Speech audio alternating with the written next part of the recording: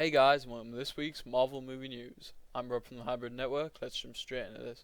So, Marvel's Captain America Civil War trailer was played at Asia Pop Comic Con, and it was an updated version of the D23 Expo trailer that came before it. And it was so good, it was played twice for the audience. And there's been people on Twitter saying what happened in it, so I'm just going to run through everything just quickly. So, Iron Man fighting both Captain America and the Winter Soldier, then Iron Man throwing Cap but not seeing Bucky, and then getting punched in the face. Um, Scarlett Johansson's Black Widow is apparently the rumoured double agent, and it sounds like she double crosses Cap. She's shown reporting to the government, which includes General Ross and Tony Stark, before she fights Hawkeye. Then there's some of Black Widow and Hawkeye's fight. Black Widow looks to be in bad shape after Hawkeye is really hit her hard. Vision fighting both Falcon and Scarlet Witch. More of the scene where Ant-Man is thanking Cap for letting him be part of the team. And apparently Scott pulls what is known as a Peggy and touches Steve's pecs to feel how big and firm they are at some point during the conversation. We also get a look at Baron Zemo and just Steve and Bucky hugging it out. That's just a quick, brief rundown of what everyone's been saying is going on there. Heroic Hollywood are reporting how long Peter Parker has been active as Spider-Man when it comes around to when we meet him in Civil War. Apparently, it is a little over a year that he's been active, and he's only like an urban myth, like Batman at this point. So there you go. Moving on to Doctor Strange now. According to the Wrap, Rachel McAdams has revealed that she will be in Doctor Strange. Her role is unknown yet, but obviously the rumour mill's flown with ideas. Onto TV now in Agents of S.H.I.E.L.D. There's lots and lots of Agents of S.H.I.E.L.D. news, images being released all over the place, asking questions like, are you Inhuman? Obviously, because at the end of last season, spoiler alert, some of the Terrigen liquid gets into fish oil or something like that.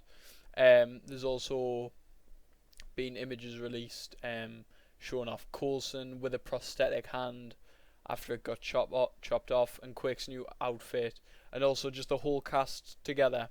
There's lots of individual pictures as well of each one. A description of the first episode has been released. I'll just give you a quick read of it. On the season premiere episode Laws of Nature, when Coulson and the team discover a new Inhuman, S.H.I.E.L.D. comes face to face with another organisation searching for powered people. And still reeling from Simmons' dramatic disappearance, Fitz goes to extreme lengths to learn how to get her back. So that sounds like a pretty action-packed episode. A lot going on. Hoping for a nice solid start from Agents of S.H.I.E.L.D. and that it just continues that way. Right, so we're going to move on to Netflix now. And we have our first official on-set pictures of from Jessica Jones, showing Luke Cage, Jessica herself, and Kilgrave, aka Purple Man. And there's one significant thing: he's not purple.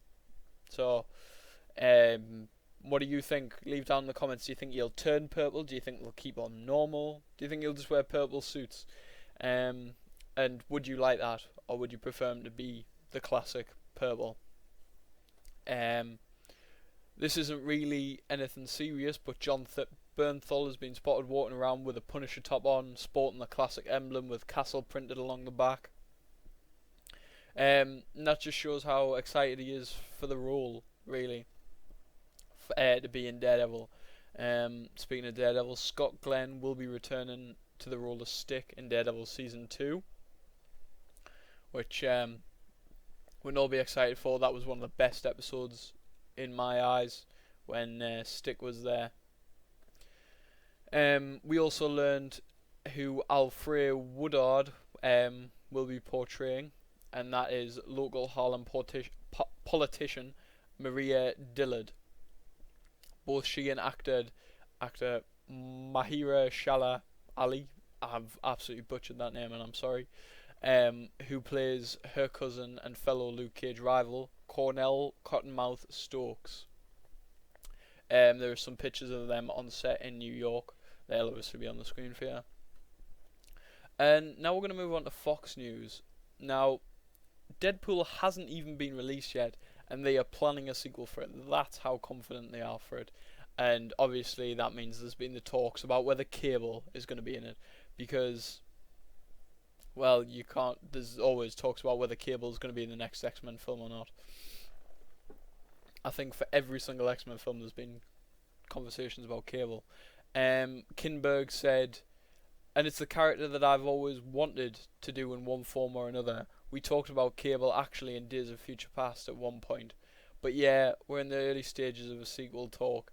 It would be genuinely premature for me to say whether or not he was going to be in it.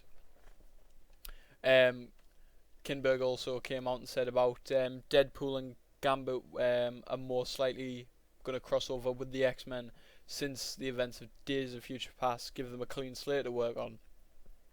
However, things aren't looking good for Gambit. There was all the issues at the beginning with the contract, whether or not Channing Tatum was still going to be whether he was still going to play Gambit and things like that. And now it's lost its director. Rupert Wyatt had to step away. He said, I was very much looking forward to working with my friend Channing and the team at Fox, but regrettably a push in the start date now conflicts with another project. I thank them for the opportunity, and I know that Gambit will make a terrific film. So that's not very good for them, because they're now going to go out and find a new director. Now, Rupert Wyatt is a very good director. He did Rise of the Planet of the Apes. So they've got to go out and find someone new now. But there's no word as to whether it's still going to meet that October 2016 release date, and it should be shooting early 2016. So that's not good for them, as they've got to find someone very quickly. So, what do you think about all this news? Not much going on this week in the world of Marvel, but what has happened has been good. Right, leave your comments down below, leave a like, and I've been Rob. Goodbye.